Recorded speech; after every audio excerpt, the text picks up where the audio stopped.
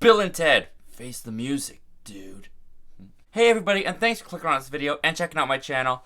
Well, today's the day. Bill and Ted Face the Music came out on video on demand. I just watched it. So before we get started talking about Bill and Ted Face the Music, I want to hear what you guys think of Bill and Ted Excellent Adventure and Bill and Ted's Bogus Journey. And sound off down below in the comment section what you guys thought of Bill and Ted Face the Music and how you guys feel it fits in with this trilogy overall. And with all that out of the way, let's start talking about my most anticipated movie of 2020, Bill and Ted Face the Music. So Bill and Ted Face the Music was directed by Dean Parisot and brings back Keanu Reeves as Ted, Alex Winter as Bill, along with William Sadler as Death, and Hal Landon Jr. as Chief Logan, also known as Ted's dad. Alongside the classic cast coming back and reprising their roles, we have newcomers Samara Weaving as Thea and Bridget Lundy Payne as Billy, Bill and Ted's daughters. It's been nearly 30 years since we last caught up with the Wild Stallions. As teenagers, Bill and Ted were told that they were going to write the song that will unite the world. Now in their 50s, they're married, have daughters, and have a bad case of writer's block. When the future shows up and tells them that they have less than 2 hours to write the song or all of reality will be lost,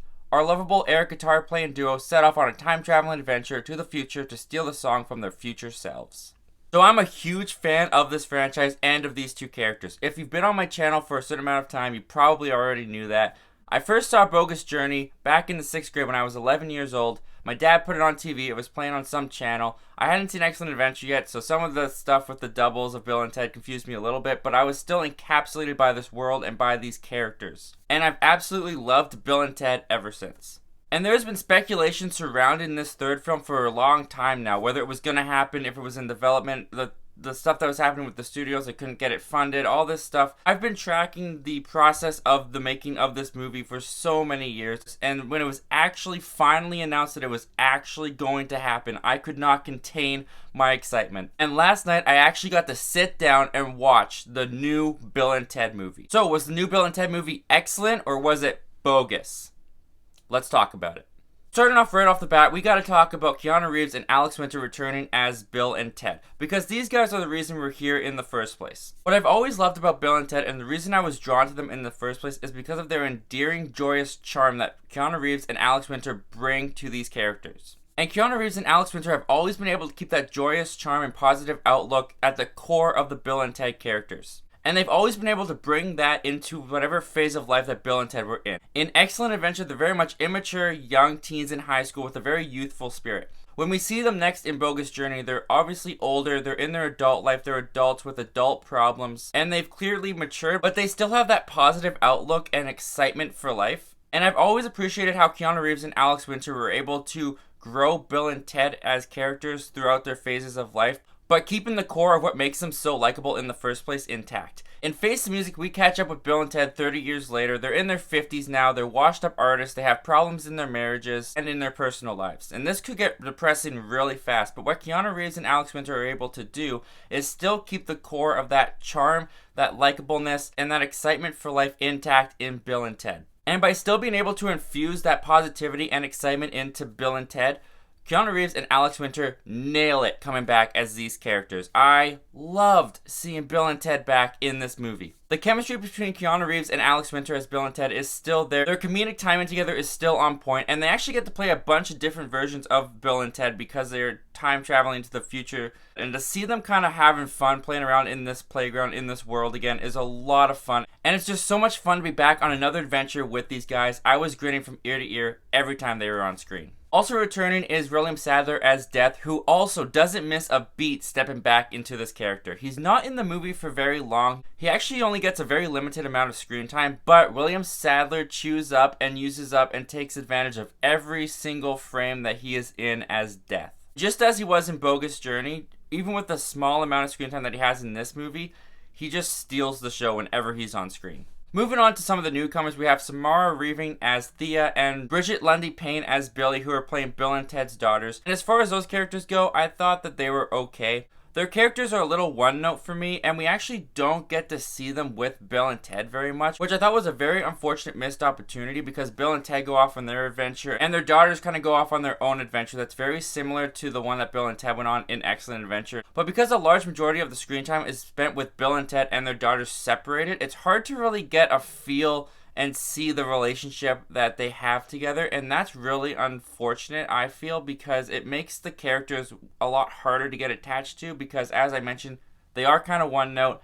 They are playing Bill and Ted kind of characters because they're their daughters, but they're not as likable as Bill and Ted, and it's not as much fun and as interesting to spend time with them as it is with Bill and Ted. So whenever the movie cut back to the daughters and their storyline, I was always just like, come on, let's get back to Bill and Ted. I want to see Bill and Ted. But Samara Weaving and Bridget Lundy Payne weren't awful as these characters, and they pull off the Bill and Ted like characters pretty well. They're not as natural as Keanu and Alex are with pulling off the dialogue and pulling off these kind of characters, but they were definitely very serviceable for what they had to be, and they did feel like Bill and Ted's daughters. Especially Bridget Lundy Payne as Ted's daughter. I think she's doing the best job out of the two of them, because she actually adopts some of Keanu Reeves' speech patterns and mannerisms and movements from the first Bill and Ted movie. It's almost like she's doing a Keanu Reeves impression, but it feels more natural than someone who's just acting like Keanu Reeves. And I totally bought into the fact that she was Ted's daughter by the way that she played the character. I thought out of the daughter duo, she was the best one for sure.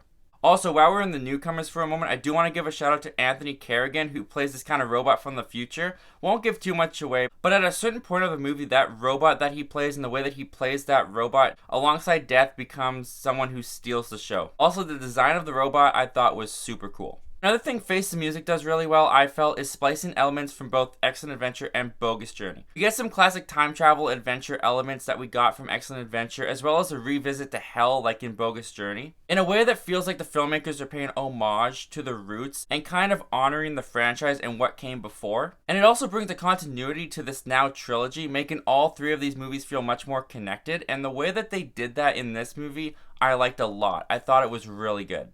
But even I, in my love for these movies and for these characters, can admit that Bill and Ted Face the Music does have a lot of issues and does have problems. As mentioned before, the last Bill and Ted movie came out nearly 30 years ago, and in that time, Bill and Ted have become pretty popular icons in pop culture. And I felt like that awareness kind of seeped itself into the movie a bit. I felt at times some of the acting in this movie was obvious, as in you could feel the person on screen was acting. It kind of broke the fourth wall in a weird way for me, where I could feel that their character wasn't very natural. It didn't feel like they were a character in this world. It felt like they were very aware that they were in a movie. Also, they pack this movie with a lot of characters, old and new. And this movie is 90 minutes long, and I admit at times it did feel like Bill and Ted got lost in the shuffle a bit. In the end, this is a Bill and Ted movie. Bill and Ted are the focus of this movie. But with all these characters kind of squished into the running time, there were definitely times where I could point out there was some plot lines and there was some ideas and elements that could have been taken out or cut back on for more time spent with Bill and Ted. Also, the movie is almost too ambitious or not ambitious enough for its own good. They set up a lot of ideas and storylines and character arcs for a bunch of different characters in this movie that they're not always able to follow up on or complete in a very satisfying way. There's a lot of times that this movie feels kind of rushed, or a character arc just kind of feels abruptly done or completed because you can sense the movie is running out of time. Because of this, I do feel like this movie could have been a little bit longer, or some characters and some ideas could have been cut down a bit. Not just because I love Bill and Ted and I want more time with Bill and Ted, but because this movie does feel like at times it's juggling too many balls in the air, and unfortunately it does drop a few. However, the biggest problem that I have with this movie is the end. Now, I'm not going to give it away, obviously, here. This is a non-spoiler review of Bill and Ted Face the Music. But I will say that the way this movie wraps up does kind of retcon and change important things that we knew and were told from Excellent Adventure. But at the same time, the ending to this movie felt very abrupt and unsatisfying for me.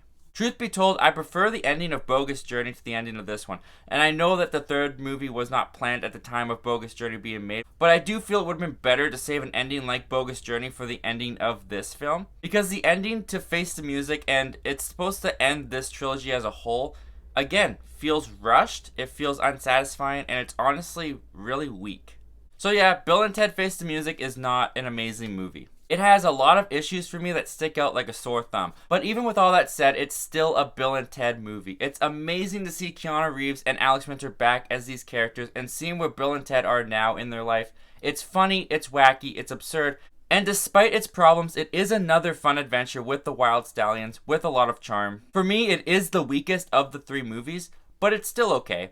And in the end, I had a good time with it. I'm glad it finally exists, and I will definitely watch it again. Just not as much as Excellent Adventure or Bogus Journey. Anyway, guys, those are all my thoughts and opinions on the newest Bill and Ted movie, Bill and Ted Face the Music. But what did you guys think of Bill and Ted Face the Music? And what do you guys think of the franchise as a whole? Do you prefer Excellent Adventure, Bogus Journey, or Face the Music? I'm still putting Bogus Journey at the top. I just love that movie so much. It's one of my favorites.